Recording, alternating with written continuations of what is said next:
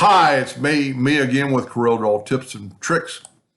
And for those of you that have trouble welding a name into an ornament, our friends at Cuttle have come up, and I'm sure you just go to Cuttle's dot. I'll leave a link at the bottom. It says Cuttle XYZ, and this is their circular name they just came out with day. Now, it adds names around the outside, which would be pretty cool if you were going to call it Papa. But you can change the name of the center, and it automatically puts it in there welded. You could take away names. You could add names to the around the deal, and let's type in Greg and put Billy, and it's going to evenly space the name out. Now, you don't have to use those names or have to use names at all. You could just delete all these names and have no name. And then you could put stars around it, or you could weld other things to it. You can change if you don't like this font, I just started using it. But if we go here and I've reverted back to Papa, let's go back to Leah. You know what? Let's use a longer name like Billy. Look at that. It automatically welded it in there. And there's several ways. I mean, I haven't even started playing with it.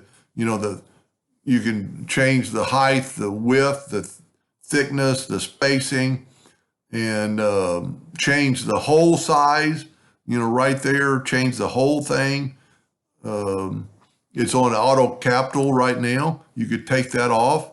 So if we go to, let's see if this works. Yeah, see, it didn't capitalize them all. There's actually one to change the name. Let's see where it is. I just started playing with it. And you could engrave it. You could cut it.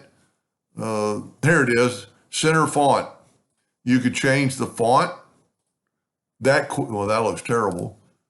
That looks pretty bad. There's not too bad. There's a pretty nice one. You could change the font, change it from different types of fonts. That looks terrible. So not all of them are going to work. But you get the idea. You could make any font you wanted. Here's some other fonts. Some of them evidently aren't going to work, but like that works. And it's all welded together. So then you just save it as a SVG, and it's going to save it. On mine, I have to right click, find out where it is in the folder. And then this is download, which I can't. So circular name ornament cut. I'm going to move over to pictures. I already have one. I'm going to just say skip because I've already got one. And then you could take it into Corel. I think the size of it is 3 1/4, basically 3 1/4 by 4.7, but that's this part of the loop. We could go and we could ungroup it and move the names out of the way and just take them away. But there you have an ornament if you take the Smart Fill tool, and I will leave a link at the bottom. Let's make it look like wood. See what it's going to kind of look like. So that's what the ornament would look like.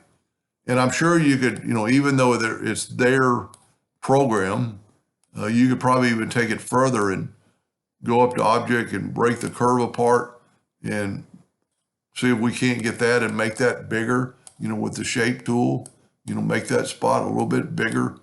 You'd want to do a better job than I would. And then you could still add things in here to cut out. And probably the best way to do that would go to Control G to group everything together again and hit P and put it in the center of the page.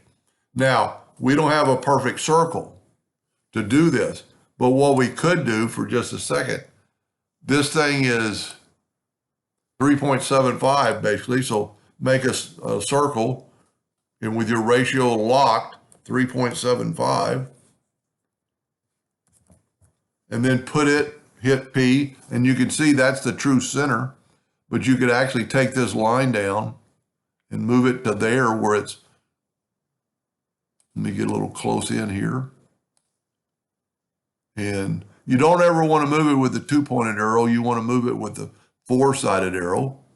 And this would be, so we're perfect. So now what you could do is nudge this out of the way, nudge this out of the way. So this will be in the center.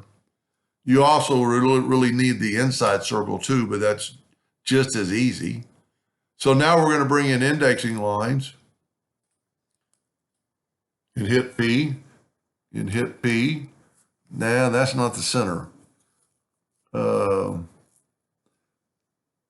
Well, what we could do is just go ahead and take this and hit P, put it in the center. And then we could, let's say, let's do a star. Let's put a star just as long as it's not any bigger than that border. Put it in the center of the page and then move it up to the top. Get it pretty close. Now, you could either cut this or engrave this. So you could very easily cut it, but if we can engrave it by left-clicking black and then make sure you take away the outline. And then I'm going to do a little bit different here than I normally do with the duplication. I'm going to go put that in the center. It's not in the center. And now I'm going to go to Windows, Docker's Transform or Transformation, depending on what version you have.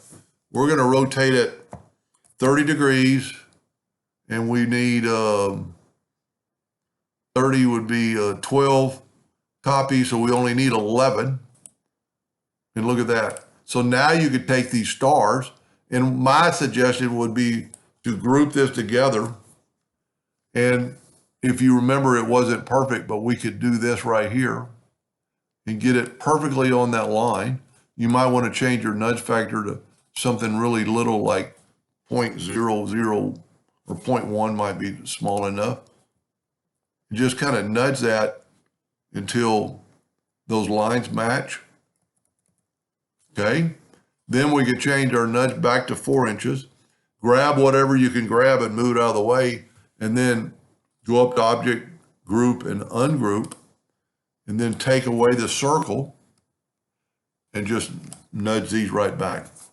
Now I'm a little bit close to that inner line, but you get the idea. And you could still do stuff like with snowflakes. You know, you could still add, if this was a Christmas ornament, I might make a second part just to show you how you could add a snowflake into this ornament. But I will put a link to Cuttle's. They come up with these like twice a month, and if you become a subscriber to their, I don't even know what it costs. I've had it for so long. Anyway, hope that helped a little bit, and thank you for watching.